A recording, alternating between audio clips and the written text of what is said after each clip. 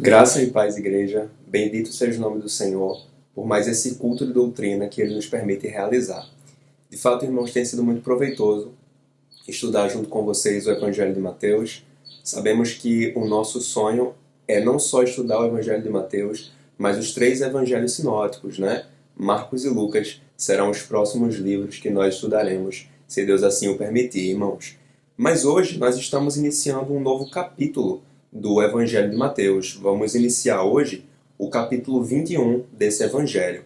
Nós vamos ler, irmãos, o primeiro bloco desse capítulo, que na minha versão vai do versículo 1 até o versículo 11.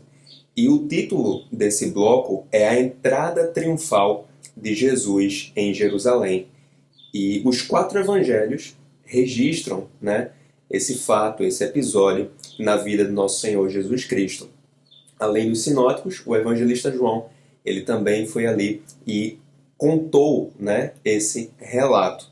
Então, irmãos, eu quero fazer a leitura desse texto com vocês, mas primeiro eu gostaria de orar ao nosso Deus. Vamos buscar a face do Senhor. Oremos. Pai, nós te glorificamos, Senhor, porque temos mais uma oportunidade de estar diante da Tua palavra, Senhor. E eu sempre digo que tem sido muito produtivo, muito proveitoso para mim, esses momentos de estudo da palavra, Senhor, que nós temos tido semanalmente. É sempre muito bom para o meu crescimento espiritual aprender mais contigo, por intermédio das Sagradas Escrituras. Então eu te peço, Senhor, que mais uma vez o Teu Espírito Santo venha se utilizar da minha vida para que essa palavra possa ser compreendida por todos aqueles que a ouvirem, Senhor. Fala conosco, nós queremos ouvir a Tua voz. Nos dá sabedoria, Senhor, e discernimento para nós atentarmos para aquilo que o Espírito diz às igrejas. Faz em nós a Tua vontade, ó Deus, no nome de Jesus. Amém e amém. Amém, irmãos. Bem, esse momento aqui é bem emblemático no ministério de Jesus. Eu acho que os irmãos vão concordar comigo. Ele aconteceu no domingo que antecedeu a morte do Senhor. Então, após 3 anos de jornadas e milagres, o ministério de Jesus estava chegando ao seu clímax, né? Então, nós estamos aqui, a partir desse momento, estudando realmente a última semana do Senhor Jesus Cristo em sua vida terrena, tá, irmãos? Então, eu quero ler com vocês o versículo 1, que nos diz assim: Quando se aproximaram de Jerusalém e chegaram a Betfagé, ao Monte das Oliveiras. Bem, irmãos, nós conhecemos o Monte das Oliveiras, um monte que fica ali relativamente próximo de Jerusalém, e era um local onde Jesus ia, né, orar com os seus discípulos em alguns momentos. Ele tinha esse costume, esse hábito, tá?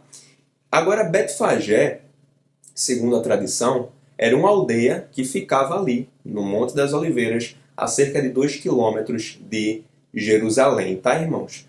Eu quero ler com vocês de onde nós paramos no versículo 1, mas nós vamos ler até o versículo 2, tá bom?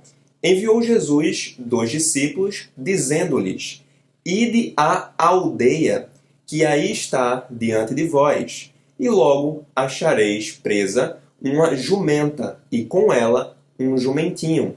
Desprendei-a e trazei-mos. Então, irmãos, Jesus, ele deu a 2 de seus discípulos uma missão. E a missão era ir até uma aldeia. E a aldeia, como eu já falei aqui, seria Betfagé, né? Então eles iriam até esse local e ali eles encontrariam 2 animais, uma jumenta e um jumentinho. Eles estariam presos e a missão seria trazê-los até Jesus, tá? E o jumento, ele é um animal de carga, irmãos. Ele poderia ser utilizado como uma montaria, sim, poderia, mas a função primária dele, né, era realmente ser um animal de carga. Então vamos supor que na época de Jesus, um homem saísse de Jerusalém e fosse para Jericó, por exemplo, fizesse essa viagem. Ele levaria a sua bagagem num jumento, né? Então ele funcionava realmente como um animal de carga. Então, irmãos, Jesus, depois de ter falado isso, ele deu uma orientação especial no versículo de número 3. Ele diz assim: "E se alguém vos disser alguma coisa, respondei-lhe que o Senhor precisa deles e logo os enviará." Essa declaração de Jesus, irmãos, o Senhor precisa deles, parece realmente que Cristo ele está reivindicando ali a autoridade do Senhor, a autoridade de Deus, né? Então, é esse o sentido que passa. E é provável, irmãos, que essa declaração, né, o Senhor precisa deles, fosse um código. Talvez Jesus houvesse combinado com alguém que residisse ali naquela cidade, né, ou melhor, naquela aldeia, ali o proprietário daqueles animais, de repente, para que, ao ouvirem, né, essa declaração, o Senhor precisa deles, disponibilizasse os animais. Talvez o proprietário desses animais fosse um discípulo de Jesus, ou alguém que simpatizasse com o ministério dele, e ali manteria esses animais disponíveis, né, à disposição do Senhor, e os liberaria, né, quando Cristo ali os requisitasse, né? Então, essa a ideia, né? É provável que tenha sido algo dessa natureza. E, irmãos, à primeira vista, né, lendo esses primeiros 3 versículos, as instruções de Jesus podem parecer um tanto esquisitas, né? Para que Jesus queria esses animais? Qual é o sentido aqui dessa missão que ele deu a esses 2 discípulos? Mas, irmãos, o próprio texto trata de esclarecer, né, o que estava acontecendo aqui. O versículo 4 e o versículo 5 vão nos dar, de fato, o esclarecimento. Ora, isto aconteceu para se cumprir o que foi dito por intermédio do profeta. Dizei à filha de Sião: eis, aí te vem o teu rei, humilde, montado em jumento, num jumentinho, cria de animal de carga. Irmãos, basicamente esse texto é o cumprimento de uma profecia. Uma profecia feita pelo profeta Zacarias, né, séculos antes do advento do Messias, séculos antes do Verbo encarnar. Então, Zacarias, inspirado pelo Espírito Santo, ele havia declarado que o Messias, né, o rei esperado, ele viria, né, até Jerusalém, montado no jumentinho, montado no animal de carga. Então, esse aqui realmente é o cumprimento da profecia, certo, irmãos? Mas a profecia fala sobre um jumentinho. Por que então Jesus pediu para que trouxessem também uma jumenta? Bem, irmãos, o evangelista Marcos, no texto paralelo a esse, ele vai trazer uma informação adicional sobre o jumentinho. Marcos ele diz que o jumentinho nunca foi montado. Então, talvez ele não tivesse tanto costume assim, né, com pessoas, né, com seres humanos. Então, ter a mãe ao lado dele, né, seria a melhor maneira de manter o animal calmo, né? Principalmente porque ele estaria no meio de uma multidão. Então, ele não só estava sendo montado pela primeira vez, né, uma experiência nova para esse animal, mas ele também estaria cercado por uma multidão. E não uma multidão silenciosa, uma multidão, né, que faria muito barulho. Então, o animal poderia ficar agitado, mas tendo a sua mãe ali ao lado, ele ficaria mais calmo, né? Então, é provável que tenha sido isso, mas também é provável, irmãos, que Mateus ele tenha mencionado aqui a mãe do jumentinho para enfatizar realmente a juventude do animal. Porque se havia necessidade da mãe estar com ele, é possível que o animal nem tivesse sido desmamado ainda. Então, de fato, devia ser um animal muito, muito jovem, tá, irmãos? E aqui nós podemos perceber também, irmãos, nesses 2 versículos, a humildade de Jesus, como o próprio profeta Zacarias apontou em sua profecia, né? Jesus poderia ter escolhido entrar em Jerusalém montado num cavalo branco, majestoso, né? Um cavalo de porte elegante, de inigualável beleza, mas ele não fez isso. Ele escolheu entrar em Jerusalém montado num jumentinho. Ele também poderia, né, entrar em Jerusalém ali vestido, né, com a pompa de um rei ou com a armadura reluzente de um guerreiro, mas ele também não fez isso, né? Ele entra em Jerusalém com vestes simples, comuns, né? Então, esse texto, de fato, destaca, né, a humildade do nosso Senhor. Irmãos, os discípulos, né, os dois discípulos, eles obedeceram às orientações de Cristo. O versículo 6 e o 7 nos dizem assim: Indo os discípulos e tendo feito como Jesus lhes ordenara, trouxeram a jumenta e o jumentinho. Então puseram em cima deles as suas vestes e sobre elas Jesus montou. No caso, ele montou, né, sobre as vestes que foram postas ali sobre o jumentinho.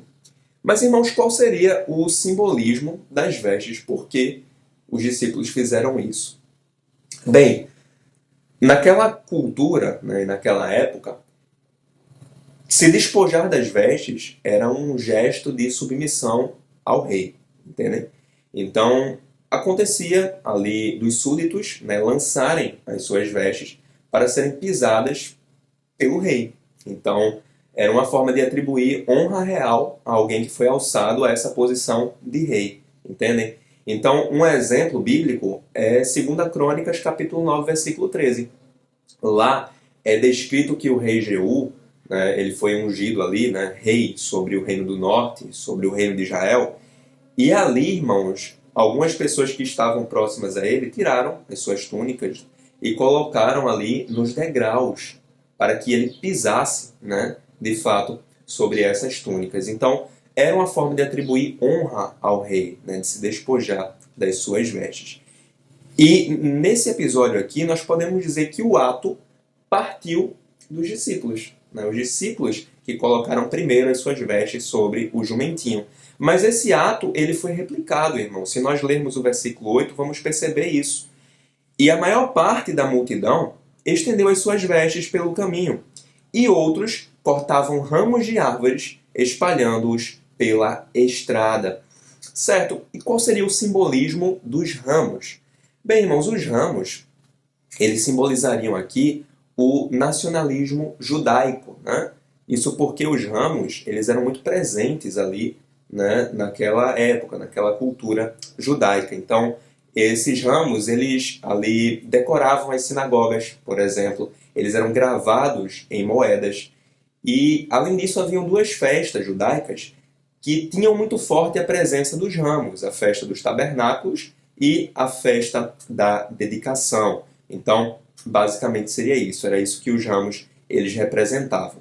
O versículo 9 nos diz assim: E as multidões, tanto as que o precediam, né, as que iam adiante de Jesus, como as que o seguiam, as que vinham atrás, clamavam: Hosana ao filho de Davi, bendito que vem em nome do Senhor, Hosana nas maiores alturas. A origem, irmãos, desse clamor são dois versículos do Salmo 118, o versículo 25 e o versículo 26 do Salmo 118. Então, aqui eles estão fazendo uma citação desse salmo, né? Basicamente, eles estão salmodiando ao Senhor. Mas o que significa essa expressão Hosana que nós cantamos, que nós falamos? Hosana, irmão, significa ó salva, ou salva-nos, nós te pedimos, ou salva agora. O ponto é que tem essa conotação de um pedido de salvação, né? Um clamor por salvação, uma súplica por salvação. Mas aqui nesse contexto, irmãos, a palavra Hosana ela foi utilizada como uma exclamação de louvor. É como se o povo estivesse dizendo glória ao filho de Davi no céu e na terra. E quando o povo atribui a Cristo esse título, né, chamando ele de filho de Davi, eles estão reconhecendo Jesus como sendo o Messias davídico, aquele que Deus havia prometido que viria da linhagem de Davi, da raiz de Davi, para reinar ali sobre aquele povo, né, eternamente, perpetuamente. Então, eles estão reconhecendo isso. E eles até falam, né, bendito que vem em nome do Senhor. Então aqui eles também reconhecem Jesus como sendo um representante divino, um representante do próprio Deus, tá bom, irmãos? E aí vem o versículo 10, que nos diz assim: E entrando ele, no caso Jesus, em Jerusalém, toda a cidade se alvoroçou e perguntavam quem é este? Bem, irmãos, essa pergunta ela foi bem recorrente, né, desde o princípio do ministério de Jesus Cristo. Então, as pessoas perguntavam, né, em alguns momentos, quem é este? Eu vou citar só um exemplo para refrescar a nossa memória, que seria aquela passagem em que Jesus ele acalma a tempestade. Ele estava num barco com os seus discípulos, né, no mar da Galileia, e Jesus dormia enquanto havia ali uma tempestade, né, ventos fortes e tudo mais. E o barco corria o risco de naufragar.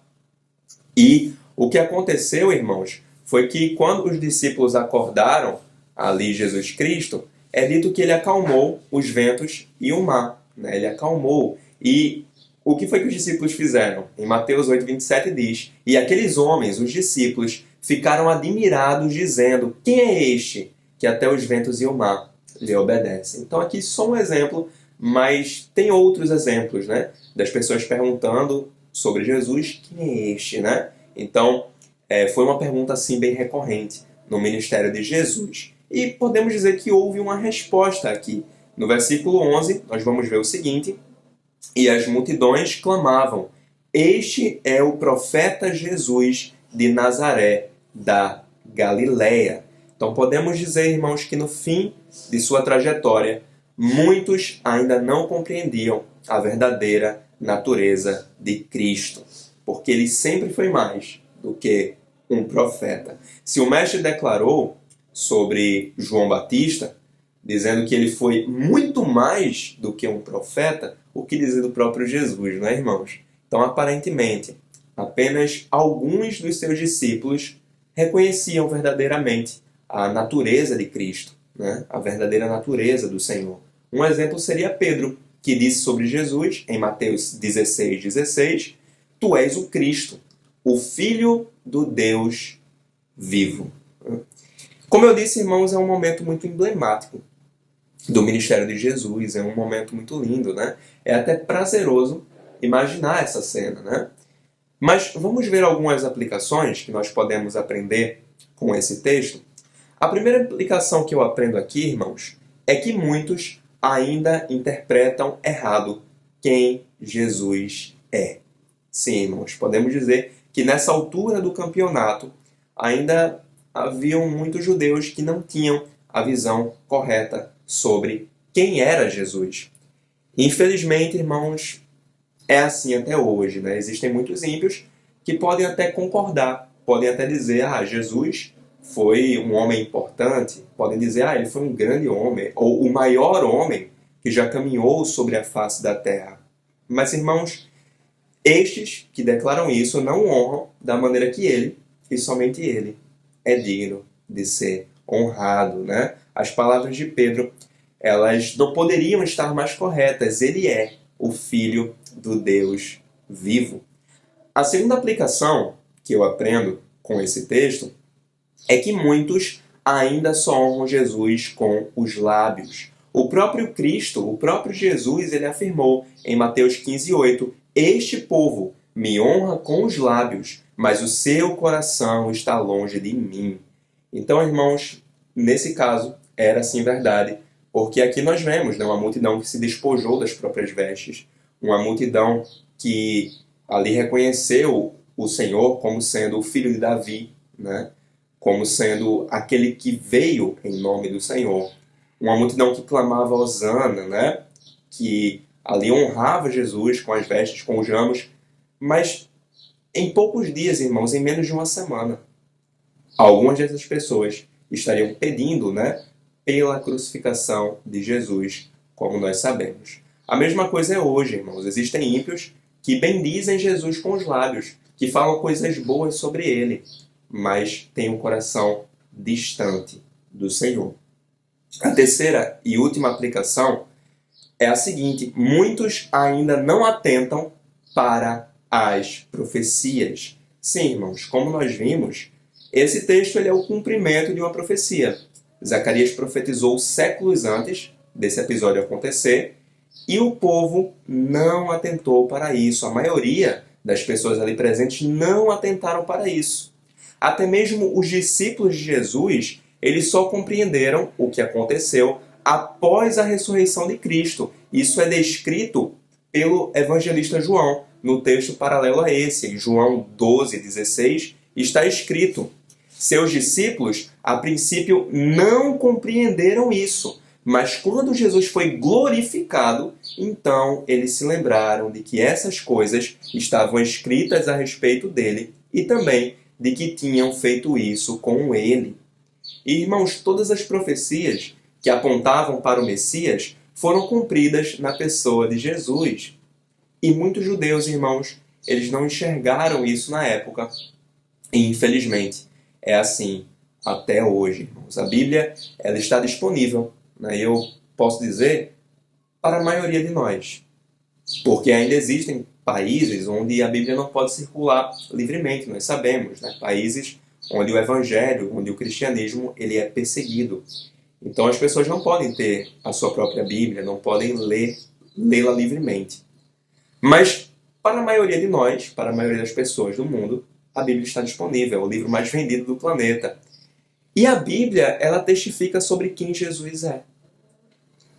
Não é um segredo, né, irmãos? Já foi um mistério, mas louvado seja o nome do Senhor. Glórias a Deus por isso. Esse mistério, ele já foi revelado a nós. E hoje, irmãos, existem profecias que apontam, por exemplo, para a segunda vinda do Cristo. Aqui as pessoas não atentaram para a primeira vinda dele. Hoje existem profecias que falam da segunda vinda.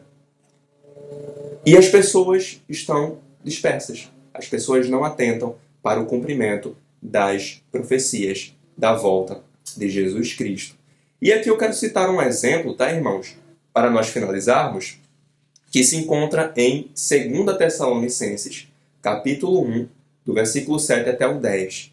E assim nos diz a palavra do Senhor, uma profecia do apóstolo Paulo, que obviamente que falou inspirado pelo Espírito Santo com a autoridade do próprio Senhor.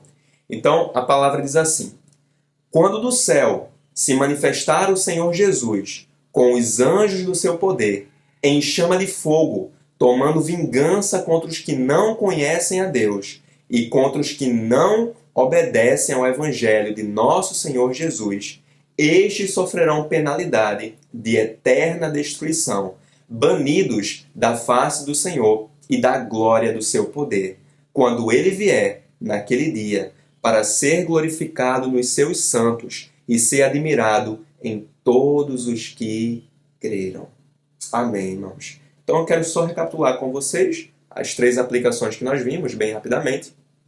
A primeira aplicação, irmãos, é que muitos ainda interpretam errado quem Jesus é. Sim, ele era um profeta, mas ele foi muito mais do que isso. Ele é muito mais do que isso, irmãos. Ele é o Filho do Deus vivo. E, infelizmente, essa percepção errada, né, incompleta sobre quem Jesus é, ela ainda é presente, né, no mundo hoje. A segunda aplicação, igreja, é que muitos ainda só honram Jesus com os lábios. Então o povo clamou hosana, honrou Jesus com gestos, com palavras, mas o coração estava distante, irmãos. Os próprios atos deles, dali a alguns dias, comprovariam isso, pediram pela morte de Jesus, pela crucificação do Senhor. E a última aplicação é que muitos ainda não atentam para as profecias. Não atentaram, nessa época, para o cumprimento da profecia de Zacarias, para as profecias messiânicas que se cumpriram na pessoa de Cristo. E hoje, irmãos, a Bíblia fala, né, sobre uma segunda vinda que ainda está para acontecer e as pessoas também estão dispersas, as pessoas não atentam para aquilo que está escrito.